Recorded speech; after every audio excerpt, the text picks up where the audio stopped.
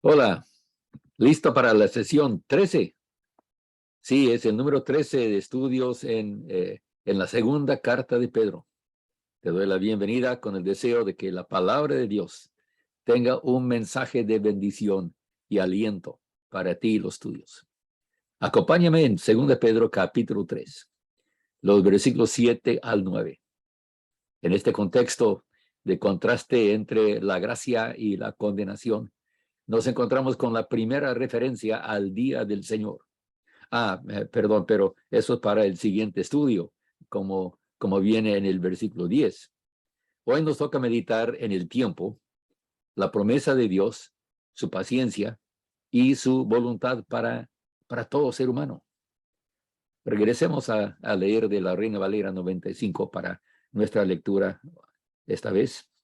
Pedro acaba de hablar de la veracidad de la creación del mundo por la palabra de Dios.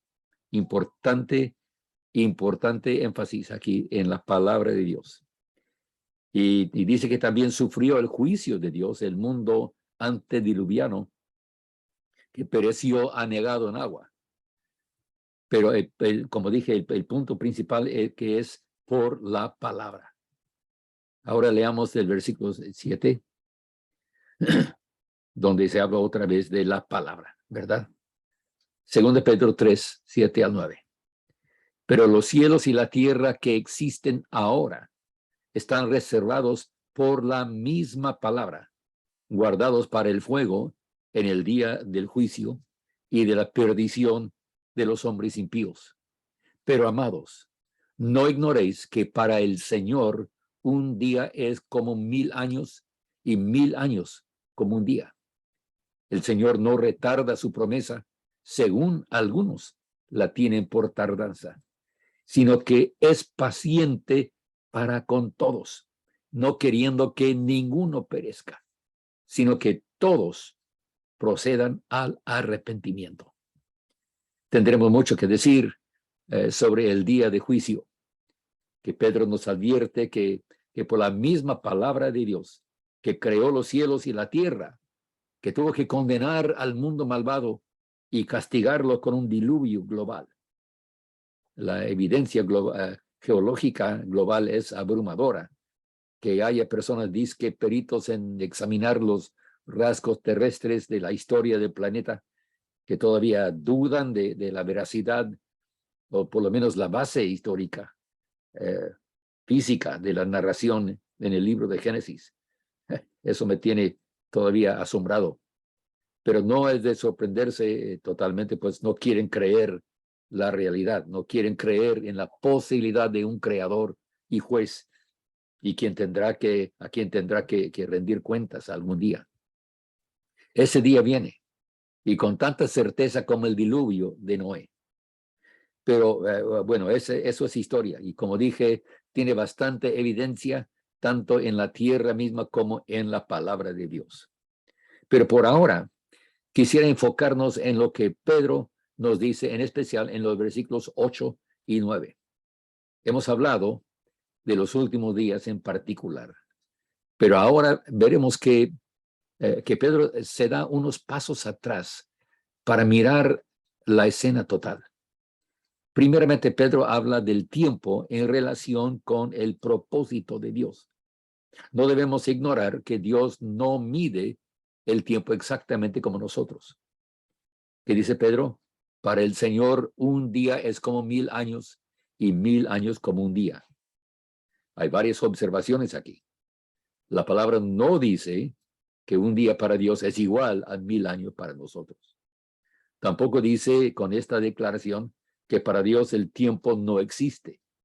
Dios mismo ha invadido nuestra historia y en un día específico, hace más de 2000 años, Él se hizo carne en el vientre de una virgencita judía. Y 9 meses después, nace el que es el Hijo de Dios. Dios el Hijo, desde la eternidad, ya hecho uno de nosotros para siempre. Él ha tomado en su misma naturaleza divina, ha tomado nuestra naturaleza humana. Desde entonces se ha dividido el tiempo en años antes de Cristo y después de Cristo. Pero el hecho céntrico es que Dios lo anticipó con muchas promesas proféticas y ahora podemos recordarlo. Y hasta en el cielo podremos cantarle: tú fuiste inmolado y con tu sangre nos has redimido para Dios. Lo podemos leer en Apocalipsis 5:10, 5:9, perdón. Ahí en la visión de Juan, en el Apocalipsis, y aquí en la segunda carta de Pedro, se refiere a tiempos definidos. Vendrá el día del Señor, el día de juicio. Para el Señor un día es como 1000 años y 1000 años como un día. La palabra clave aquí es cómo. Se trata de perspectiva y actitud, propósito y meta. El día de juicio, que traerá fuego y perdición para los impíos, los injustos, será también un día de gloria y expresión de la meta final de Cristo, de llevar a cabo la redención completa de los suyos. Y esto nos trae a la promesa, la paciencia y la voluntad final del Señor. Dios ha prometido no solo juzgar, sino dar galardones, galardonar. La escena actual del drama tendrá su telón y la oportunidad de arrepentirse se acabará. Pero mientras es hoy, como dijera el apóstol Pablo en Hebreos 4, hay esperanza. Pedro dice que el Señor no retarda su promesa. Para nosotros nos parece tardanza porque medimos el tiempo en miles de años. Dios, en su perspectiva eterna, ve el mismo tiempo de otra forma. Todos hemos experimentado cuando se nos parece que el tiempo pasa muy lento y otros casos cuando se nos fue el tiempo muy rápido, o por lo menos así nos parecía. Todo depende de nuestra atención y perspectiva. Creo que algo así está en la mente del Espíritu al inspirar a Pedro a escribir así. Todo el propósito es hacia la paciencia y la voluntad divina, no queriendo que ninguno perezca. Aquí no se debe añadir nada, ni una palabra más. Algunos quieren decir ninguno de los suyos, pero Pedro no lo dice así. Si Dios tanto amó al mundo entero como para mandar a su unigénito Hijo para salvar a todo el que crea, quiere decir que literalmente, como el apóstol Pedro lo ha escrito, no quiere que ninguno perezca, sino que todos procedan al arrepentimiento. Ahora sí, aquí quiero hacer un paréntesis pequeño en cuanto a al arrepentimiento. Significa un cambio radical, un cambio de posición, un cambio de atención, un cambio de actitud y un cambio de hechos. Hemos dicho que es cierto que es un cambio de mente, en la mente de ya no andar como andábamos. Si voy en esta dirección me arrepiento y voy ahora en esta dirección.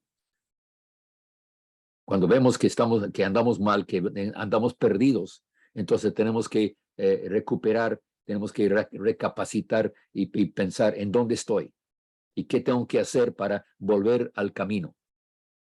Arrepentimiento es algo que Dios pone en nosotros como nuestra responsabilidad.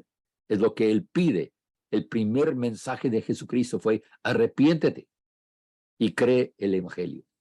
Y todavía tenemos que reanudar esa expresión y ese mensaje. Muy poco se escucha hoy día, el arrepentimiento.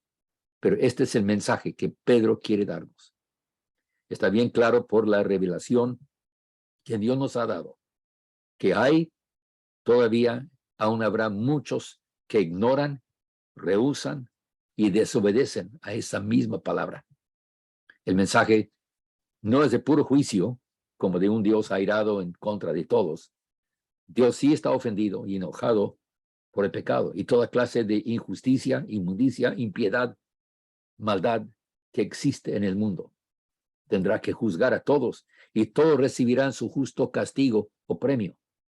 pero gracias a su misma palabra tenemos esperanza de su perdón y su misericordia por amor a su Hijo, para con todos aquellos que creen en Él y le obedezcan por amor, de entrar a su presencia, de vivir con Él. Si gozamos de su vida eterna aquí mismo en esta vida, la viviremos en el más allá. Dice Pedro, el Señor no retarda su promesa, según algunos la tienen por tardanza, juntamente con la frase que todos procedan al arrepentimiento. Esa es la esperanza que tenemos en el Señor Jesús. Hoy es el día de la salvación y debemos prestar atención a lo que nos dice el Espíritu. Hoy es el día de su paciencia. De nuevo debemos observar que nuestro destino eterno depende de cómo respondamos. Amén.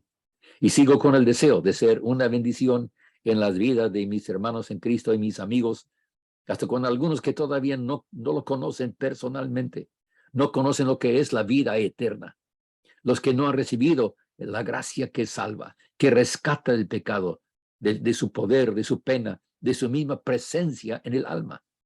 Por la pura gracia de Dios podemos reclamar su promesa de no solo perdonar, sino de purificarnos de todo pecado. Y por esa misma gracia podemos gozar de la victoria que Cristo nos compró en la cruz y que quiere impartir en nuestras vidas por el poder de su Espíritu Santo. Entrégate al Señor. Confiésale cuál es tu necesidad. Arrepiéntete de cómo Él te ha mandado. El mismo Padre Celestial lo ha dicho. Y verás que Él contesta y transforma tu vida. Irás de gracia en gracia, creciendo en el conocimiento de nuestro Señor y su bendición de vivir en la libertad de la santidad. Una vida práctica y llena de felicidad y gozo. Esto es lo que Pablo describe como andar en el Espíritu y no cumplir los deseos de la carne. Cristo te quiere liberar con una libertad completa que llena y satisface, que cumple su mismo propósito en nosotros, como hemos visto aquí en nuestros estudios en las cartas de San Pedro. Que Dios te bendiga ricamente. Soy tu hermano en Cristo, Leroy Lindsay, y te espero en la próxima sesión. Amén y amén.